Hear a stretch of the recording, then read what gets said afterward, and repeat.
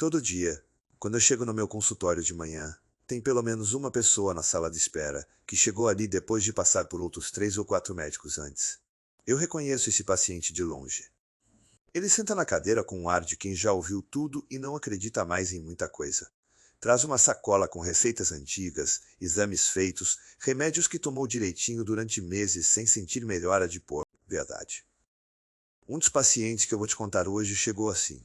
O seu Antônio, 68 anos, engenheiro aposentado de São Paulo, homem que passou a vida inteira resolvendo problemas complexos, calculando estruturas, liderando equipes, e que jamais imaginaria que um dia ia estar sentado na frente de um urologista tentando explicar, com palavras que nunca usou em voz alta antes, que não conseguia mais segurar a urina direito.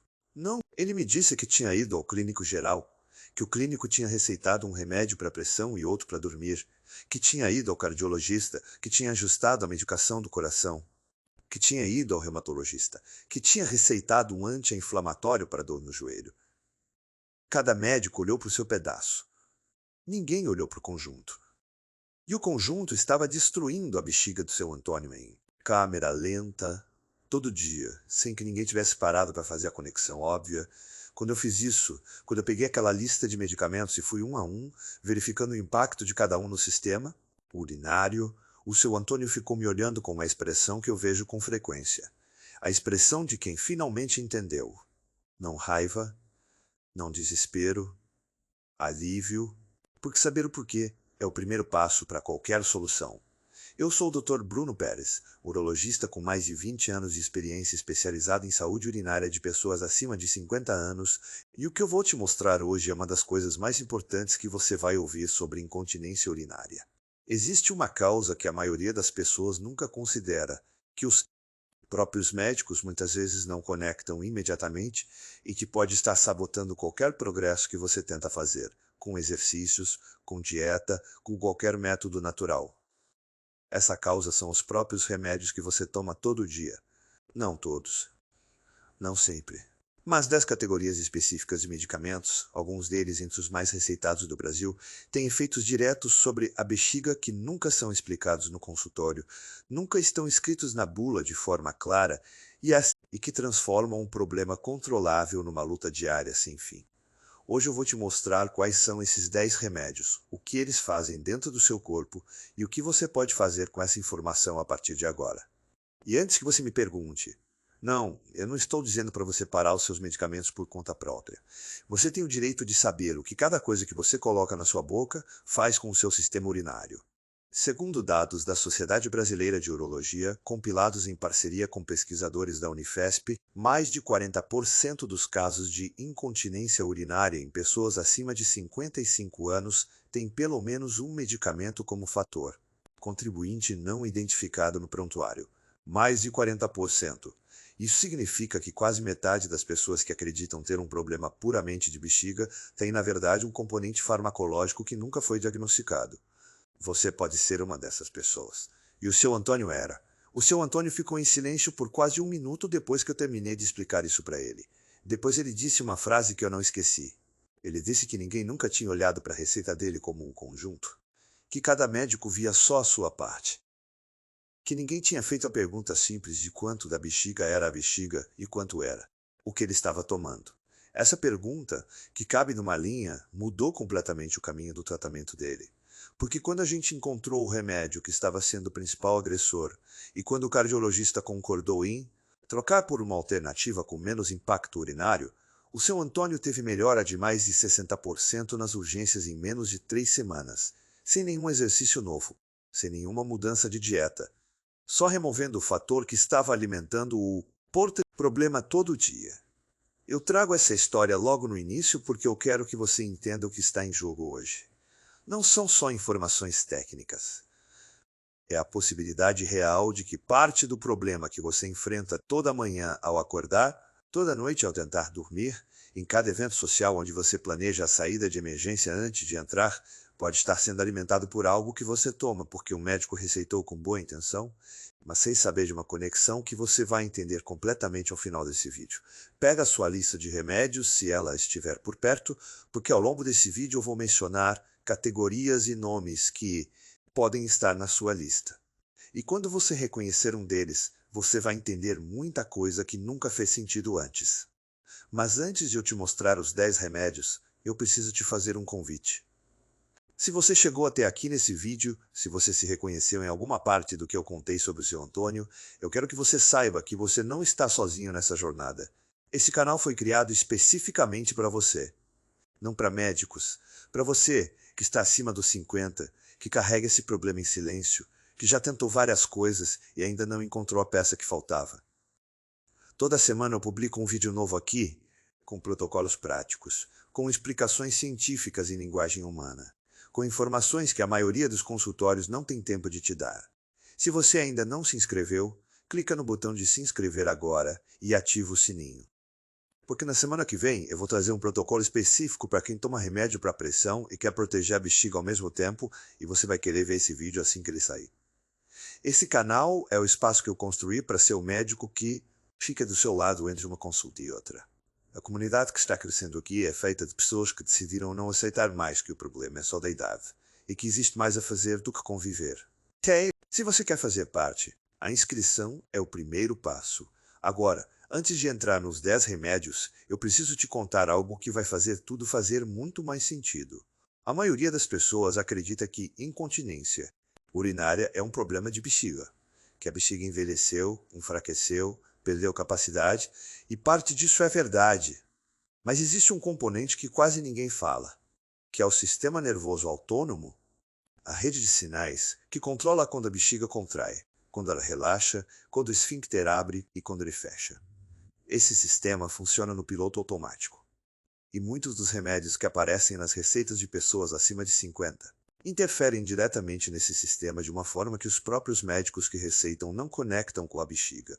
Pensa comigo, quando um remédio age no sistema nervoso para te fazer dormir, para controlar a pressão arterial, para diminuir a ansiedade, ele não manda um aviso para os seus rins dizendo que a mensagem não é para eles.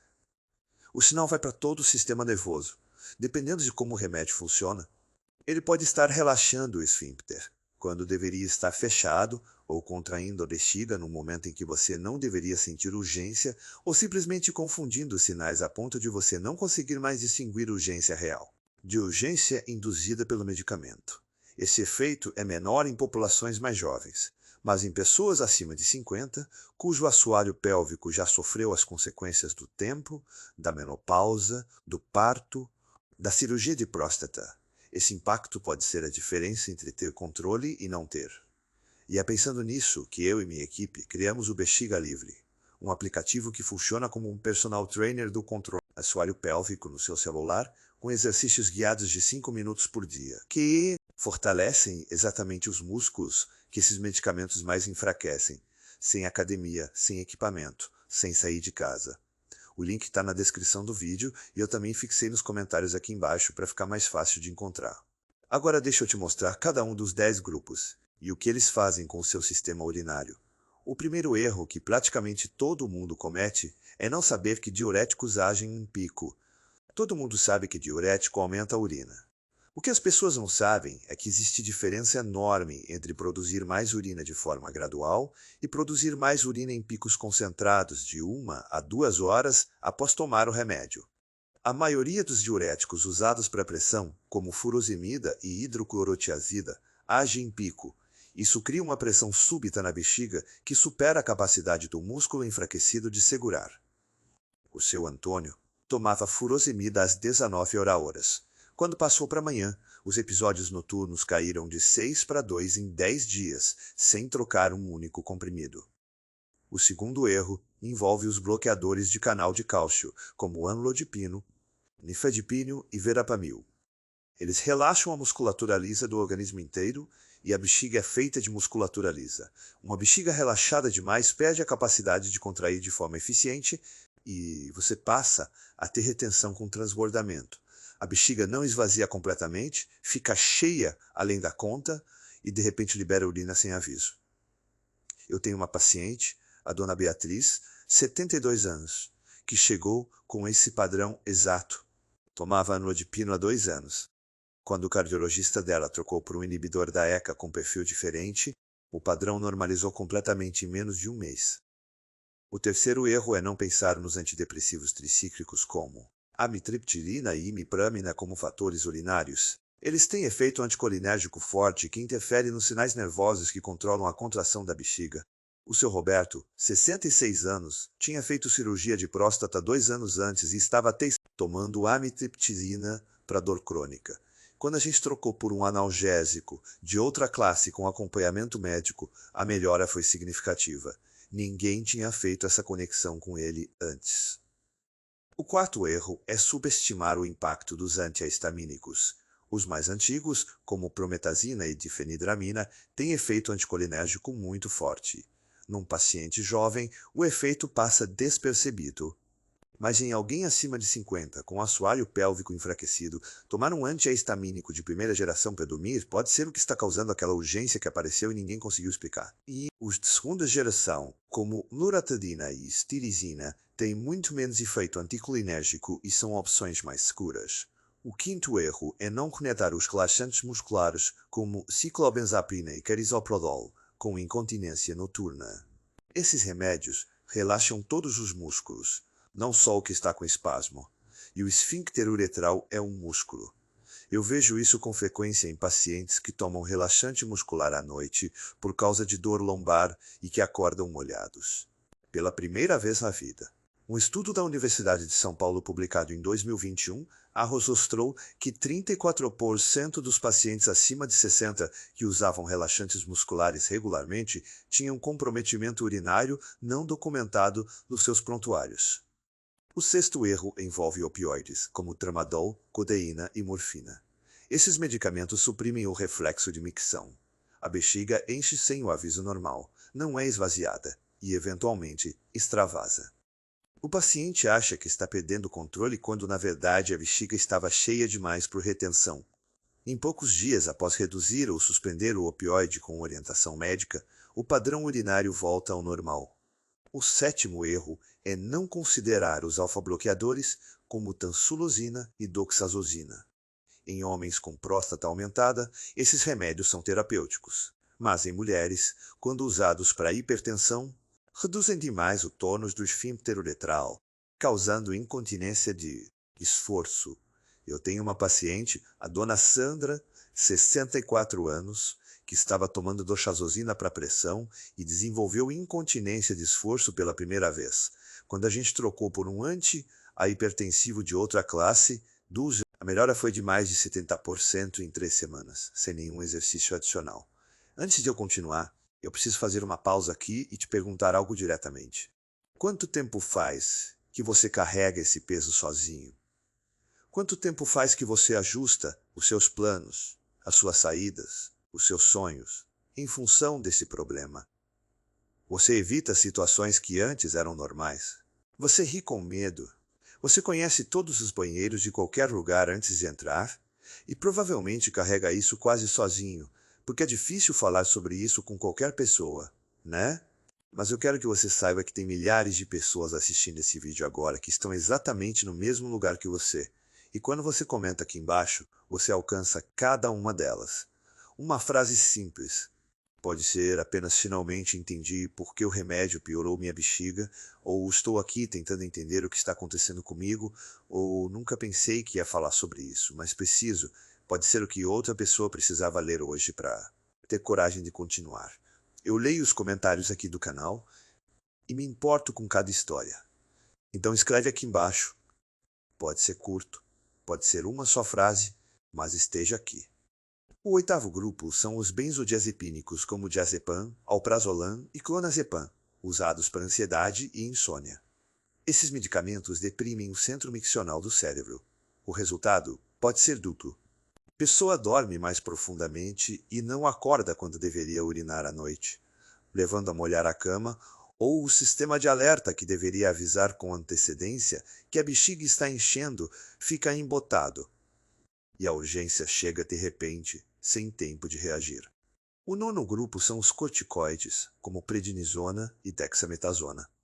Corticoides causam retenção de sódio e água, aumentando o volume do fluido circulante e, consequentemente, a produção de urina. Além disso, em uso prolongado, causam fraqueza muscular generalizada, incluindo no assoalho pélvico. Uma pesquisa da Unifesp publicada em 2020 registrou que pacientes com uso crônico de corticoide oral por mais de 6 meses tinham redução mensurável na força do assoalho pélvico comparados ao grupo controle. O 10º grupo são os inibidores da colinesterase usados para Alzheimer, como donepezila, rivastigmina e galantamina. Esses medicamentos aumentam os níveis de acetilcolina no sistema nervoso inteiro, e a acetilcolina é o principal neurotransmissor que estimula a contração da bexiga. O resultado pode ser bexiga hiperativa com urgência frequente e noctúria intensa. Eu vejo isso com frequência em familiares que trazem seus pais com incontinência que piorou depois de começar o tratamento para o Alzheimer. A resposta, na maioria das vezes, é que a demência e o remédio contribuem ao mesmo tempo. Ajustar o protocolo de suporte urinário pode fazer diferença significativa na qualidade de vida dessas pessoas. A palavra que conecta a maioria desses 10 grupos é efeito anticolinérgico. O sistema nervoso usa sinais colinérgicos, que usam acetilcolina como mensageiro, para controlar a contração da bexiga. Um medicamento anticolinérgico bloqueia esses receptores e pode fazer a bexiga parar de contrair direito, causando retenção ou criar urgências aleatórias e incontroláveis. Além dos remédios já mencionados, esse efeito aparece em alguns broncodilatadores, como ipratrópio, e em alguns antiespasmódicos para ásia, como iosina e escopolamina. Agora eu quero te mostrar o protocolo que eu aplico com meus pacientes que precisam continuar com esses medicamentos e ao mesmo tempo querem recuperar controle urinário. Esse protocolo tem 3 passos e pode ser iniciado hoje. O primeiro passo é o que eu chamo de mapeamento de pico. A maioria dos medicamentos que afetam a bexiga tem um período de pico de ação, quando o nível do medicamento no sangue está mais alto. Para diuréticos, esse pico é de 30 a 90 minutos após a tomada. Para anticolinérgicos como antidepressivos tricíclicos, o pico pode ser de 2 a 4 horas. Para benzodiazepínicos, é de 1 a 2 horas. O que eu oriento é anotar durante uma semana o horário em que se toma cada remédio e os horários em que ocorreram urgência, vazamento ou dificuldade. Na maioria dos casos, depois de 3 ou 4 dias, aparece um padrão claro. A Juliana, 58 anos, professora aposentada, fez esse registro durante 6 dias e descobriu que 70% das suas urgências aconteciam entre 9 e 11 da manhã, exatamente a janela de pico do antihistamínico que ela tomava, às 8 horas. Quando mudou para um antihistamínico de segunda geração tomado à noite, a urgência matinal desapareceu quase completamente. O segundo passo é a ativação compensatória. Quando um medicamento está enfraquecendo o tônus do assoalho pélvico, o trabalho muscular ativo pode compensar parte desse efeito. A instrução é esta. Toda vez que você for tomar um medicamento que sabe que afeta a bexiga, antes de engolir o comprimido, faça uma contração suave do assoalho pélvico, como se você estivesse tentando segurar o xixi, mas apenas 30% da força máxima, e mantenha por 10 segundos respirando normalmente. Solte completamente por 10 segundos. Repita esse ciclo 5 vezes.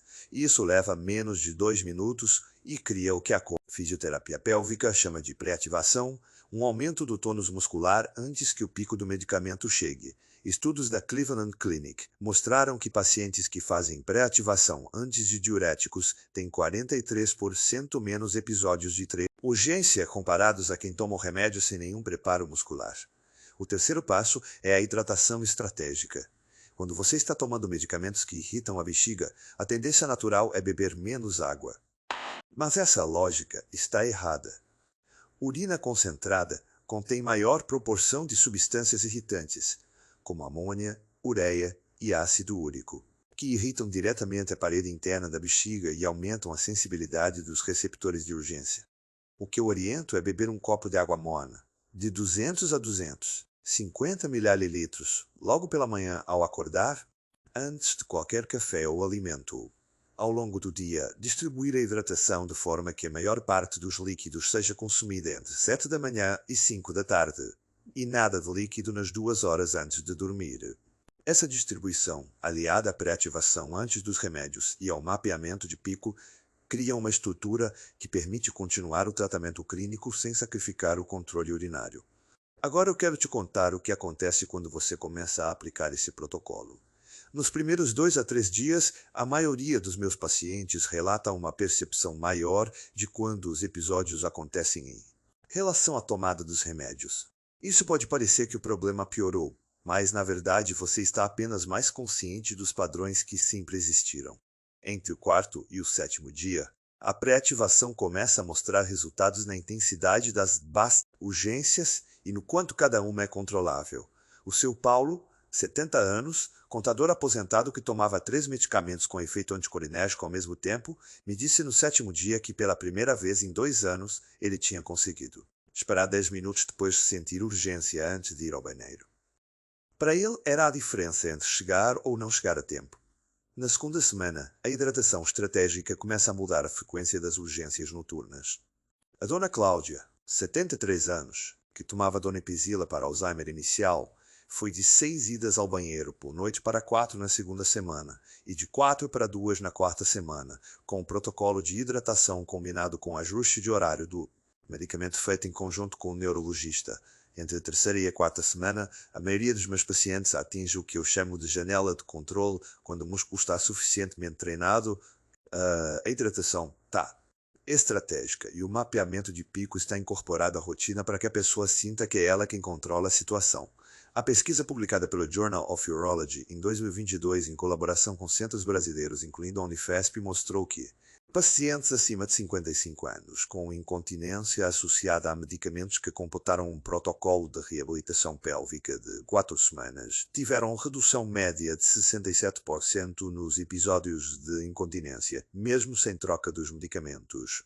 67% de melhora, sem mexer numa única receita.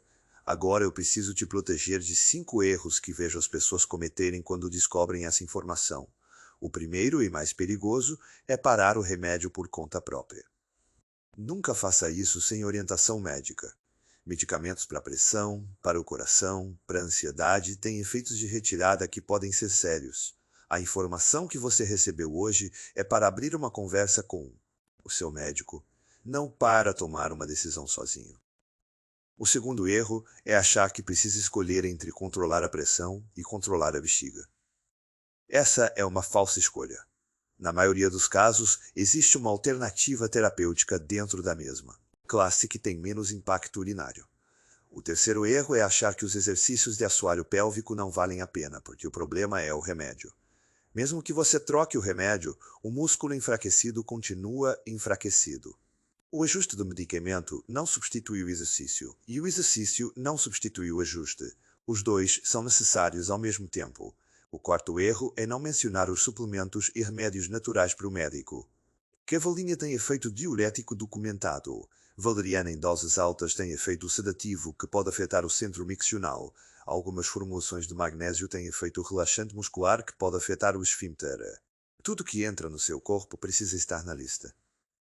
O quinto erro é desistir depois de uma semana.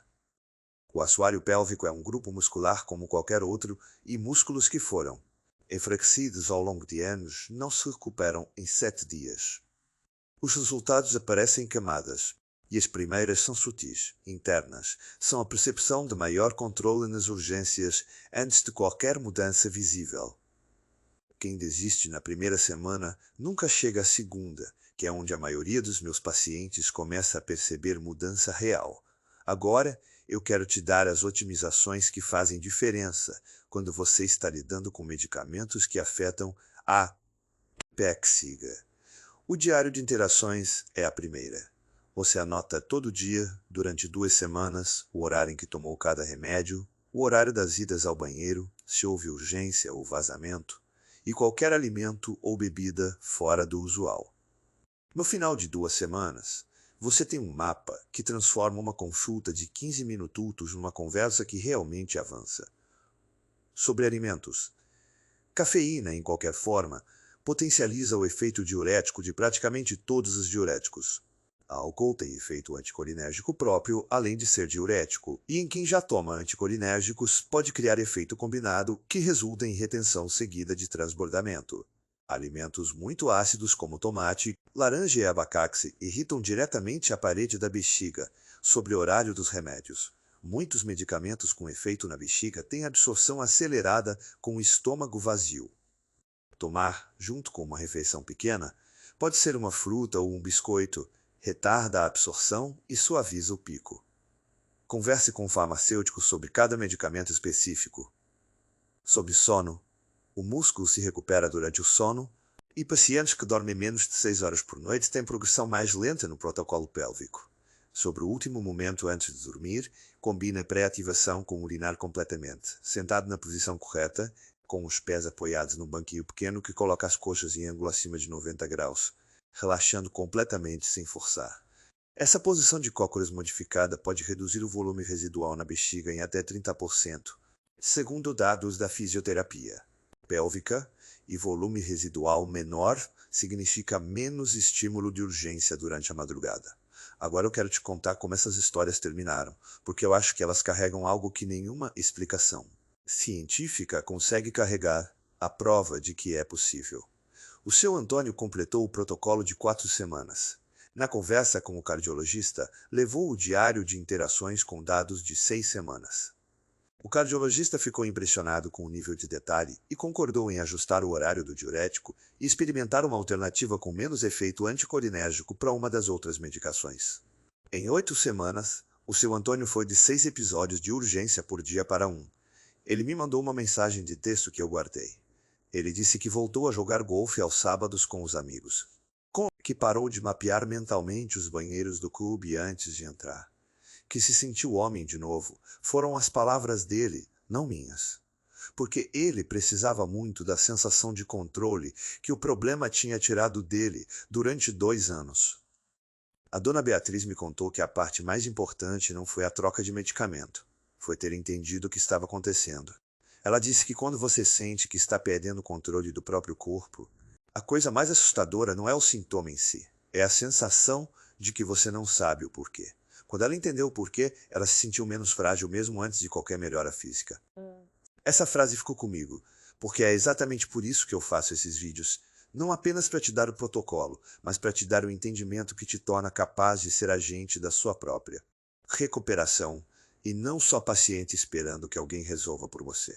A dona Juliana, a professora aposentada, me mandou um e-mail dizendo que foi a primeira vez desde 2022 que ela foi a uma peça de teatro sem verificar previamente onde ficavam os banheiros, que ela simplesmente foi e curtiu. Parece algo pequeno, mas para ela era enorme, porque reconquistar a liberdade de fazer uma coisa normal, sem calcular riscos antes, sem mapear saídas de emergência, sem apertar as pernas esperando que o corpo coopere, é exatamente o que a recuperação deveria parecer. É o que eu trabalho para ajudar cada paciente meu a alcançar. Eu quero te deixar com algo que é mais do que um resumo. Durante anos, a conversa sobre incontinência urinária foi uma conversa sobre o que você precisa aceitar, que é da idade, que você vai ter que conviver, que o remédio é o máximo que pode ser feito. Essa conversa está errada. Não porque seja mentira que o tempo afeta o assoalho pélvico, mas porque aceitar o inevitável não deveria significar aceitar tudo.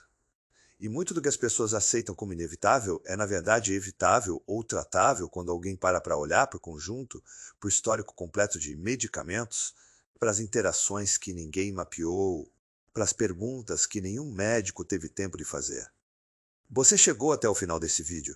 Isso significa que você não desistiu de entender, que você quer mais do que conviver com o problema.